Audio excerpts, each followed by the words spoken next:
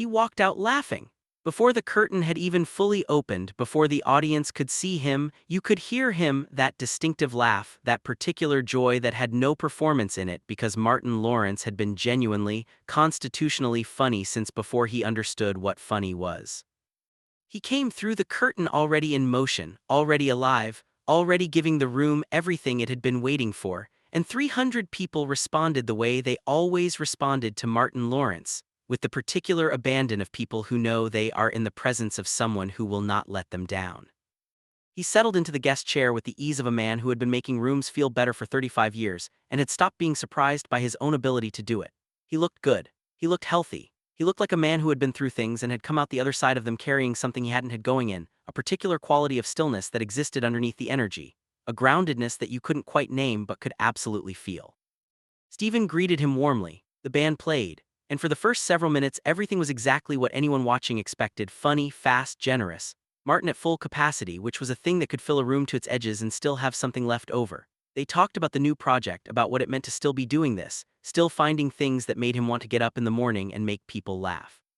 They talked about the longevity of it, how some people burned bright and fast and Martin had burned bright and long, which was a different and rarer kind of achievement. He was warm and funny and entirely present. And then Stephen set down his note cards. "Martin," he said, leaning forward slightly, "I want to ask you about the late 90s. Martin's smile didn't disappear, but it changed subtly, the way weather changes before you can see it in the sky. Something behind the eyes shifted. "That's a long time ago," Martin said easily. "I know," Stephen said, "but I don't think it's been fully talked about, not really, not from the inside." Martin looked at him, a real look, the kind that takes the measure of a room before deciding how much to give it. "What do you want to know?" he said. "I want to know what was actually happening," Stephen said simply. "Not the version that got reported, not the version that became the story people tell, the version you lived." Martin was quiet for a moment, not a performed pause, a real one, the kind that comes when someone is deciding something. "It wasn't what people think," he said finally. Stephen waited. "People saw the breakdown," Martin began. "The public stuff, the incident on Ventura Boulevard, the hospitalization, all of it. And they built a narrative around it the way people do, the way the press does. They needed it to mean something specific, stress or drugs or mental illness or whatever story fit the space they were trying to fill. And I never really corrected it because," he paused, "because the real story was harder to explain. It was harder to put into words that made sense to someone who hadn't been inside it." The studio was quiet. "Tell me," Stephen said softly. "I woke up one morning," Martin said. "And I'm not being dramatic about this, I mean I literally woke up one morning and I looked at myself in the mirror and I didn't know who was looking back at me." He stopped. "I knew Martin Lawrence. I knew the show, the characters, the performances, the whole thing I had built. But the person standing in that bathroom, the actual human being, the one who had been there before the show and would need to be there after it, I didn't know him. He had been gone for a while and I hadn't noticed, and that morning I noticed." Stephen was very still. "How long had he been gone?" Stephen asked. Martin thought about this, really thought about it, not reaching for the dramatic answer but going somewhere real to find the honest one. "Years," he said, "looking back, years. It happened gradually, the way things happen when you're moving too fast to see them. Every day you give a little more of yourself to the thing you're building and a little less to the person doing the building. And the thing keeps growing and the person keeps shrinking, and at some point the balance has completely shifted and you don't notice because from the outside everything looks like success. The numbers are good, the crowds are there, the work is working. So how could anything be wrong?" He looked at his hands. "But inside it was like living in a house where all the lights are on but nobody's home. I was functioning perfectly, I was performing perfectly. Every obligation was being met, every expectation was being satisfied, and I was completely, totally absent from my own life, not depressed, not in the clinical sense, not in the way people understand depression, just gone. The person who should have been inhabiting all of that success had quietly left the building somewhere along the way, and I had been running on autopilot ever since." The first tear came then, quiet and unhurried, the way Martin did everything that wasn't a performance. It sat on his cheek and he didn't reach for it.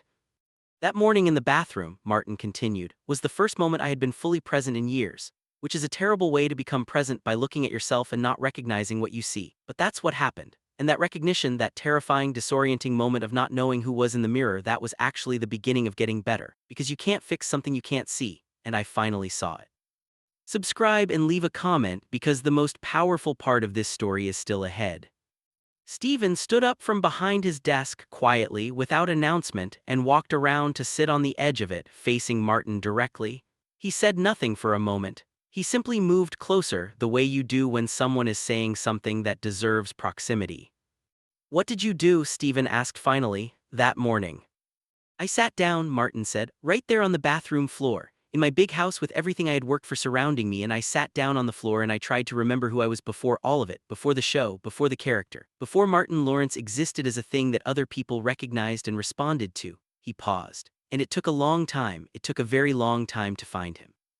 The kid from Landover, Maryland who made people laugh because it was the only thing that felt real to him, the only thing that cut through the noise of everything difficult about growing up the way he grew up. That kid was still there. He had just been buried under a very long time of being the thing that everyone needed him to be." Stephen looked at him. "When you say it was the only thing that felt real," Stephen said carefully, "what was the noise it was cutting through? What was the difficult thing about growing up that comedy gave you a way through?" Martin was quiet for a long moment, the quietest he had been all night. "My mother died when I was very young," he said. "I don't talk about this much. She died when I was very young, in the absence of her, the specific absence of the person who was supposed to be the center of things, left the space that nothing ever completely filled. And comedy for me was the closest thing to filling it. Because when you're funny, when you can make a room respond to you, when you have that power over how people feel, for those moments you are not alone. For those moments the space is filled. And I chased that feeling for 30 years without fully understanding that's what I was chasing." Both eyes were wet now. Martin did not wipe them. "And then one morning in the late 90s, in a bathroom in Los Angeles, I understood it all at once. I understood what I had been running toward and what I had been running from and how far I had run from myself in the process. And it was too much to hold standing up, so I sat down." Stephen looked at him, his own eyes were not dry. "Martin," he said, "the thing you just described, the absence at the center, the thing you've been filling with performance and comedy and the energy of rooms for your entire life, that's not a breakdown. That's a man who found the one tool that worked and used it until he couldn't anymore, and then had to do the harder work of figuring out what was underneath it." Martin looked at him. "The harder work," Martin said quietly, "that's a good way to put it, because the comedy was work, real work, hard work, the kind of work that takes everything you have. But the work of learning to exist when you're not performing, learning to be in a room with yourself without filling every silence with something, that was harder. That required a different set of muscles that I had never developed. I had spent my whole life developing the muscles for performance and exactly none of the muscles for stillness." "Did you find him?" Stephen asked. "The kid from Landover, is he back?" Martin smiled, not the stage smile, the real one, the smaller one, the one that didn't need a room to validate it. "He never left," Martin said. "That's what I eventually understood. He was there the whole time, he was waiting. He was waiting for me to slow down enough to find him. And when I finally slowed down, when I finally sat still long enough to look, there he was, still funny, still carrying everything that had ever been hard, still the kid who made people laugh because it was the only way he knew how to love them." He paused. "Still me." Stephen looked out at the audience for a long moment, then back at Martin. "There are people watching this right now," Stephen said, "who understand exactly what you just described, not because they're performers, but because the human experience of building something on the outside to fill something that's missing on the inside, that's not unique to comedy or entertainment or fame. That's what people do. We find what works and we use it, and we forget to tend to the person doing the using." He paused. "And what you're saying is that at some point, whether it's a bathroom mirror or a different kind of breaking point, you have to stop and find out who's actually home. And give them something," Martin said. "You have to give them something, not the crowd, not the performance. You have to give the actual person something." "I gave myself therapy. I gave myself time. I gave myself permission to not be funny for a little while, which was the scariest thing I had ever done because funny was the only way I knew how to be safe." He stopped. "But on the other side of that, on the other side of not being funny for a while and not dying from it, I found out something important." "What?" Stephen asked. "I found out that I was still funny," Martin said. "The real funny, not the running from something funny, not the filling a space funny, the kind that comes from being so fully yourself that the comedy is it's just what happens when you're present, it's just the overflow of being alive and paying attention." He paused. "That's the funny I have now, and it took losing myself completely to find it." The applause that followed was different from the eruption at the beginning. That had been the crowd responding to Martin Lawrence. This was 300 people responding to Martin, to something smaller and more real and more worth applauding than any television rating or box office number. Martin Lawrence had walked onto The Late Show as a force of comedy. He walked out as something more valuable, a man who had lost himself completely and had taken the time to find his way home. And in finding his way home, had found the thing that made the comedy real in the first place. That night, laughter gave way to grace, and television remembered what it was for.